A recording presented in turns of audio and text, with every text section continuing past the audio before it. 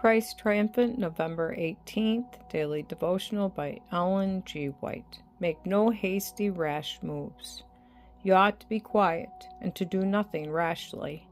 Acts chapter 19, verse 36. Let Christ be seen in all that you do. Let all see that you are living epistles of Jesus Christ. Let your life win the hearts of all who are brought in contact with you. There is too little done at the present time to render the truth attractive to others. There have been some who have, in speaking to the people, felt like making a raid on the churches.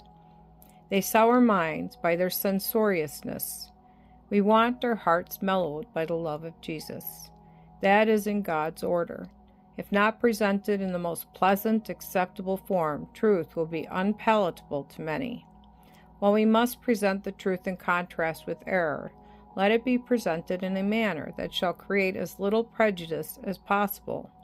While we will not violate the Sabbath, which a despotic power will seek to compel us to do, we will be wise in Christ's wisdom, and not in our own spirit. A consistent, substantial, lovable Christian is a powerful argument for the truth. We must say no words that will do ourselves harm, for this would be bad enough. But when we speak words, and when we do presumptuous things that imperil the cause of God, we are doing a cruel work, for we give Satan advantage.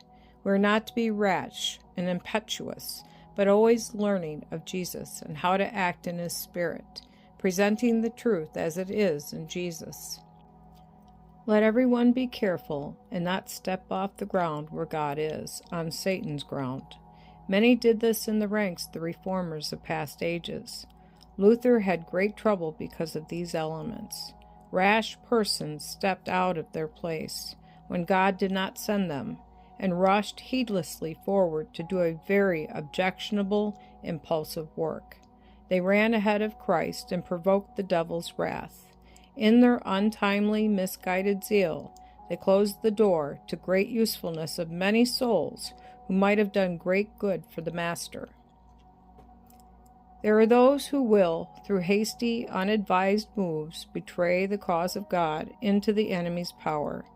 There will be people who will seek to be revenged, who will become apostates and betray Christ in the person of His saints. All need to learn discretion. Then there is danger, on the other hand, of being conservative, of giving away to the enemy in concession.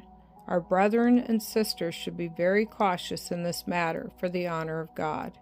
The two armies will stand distinct and separate, and this distinction will be so marked that many who shall be convinced of truth will come on the side of God's commandment-keeping people.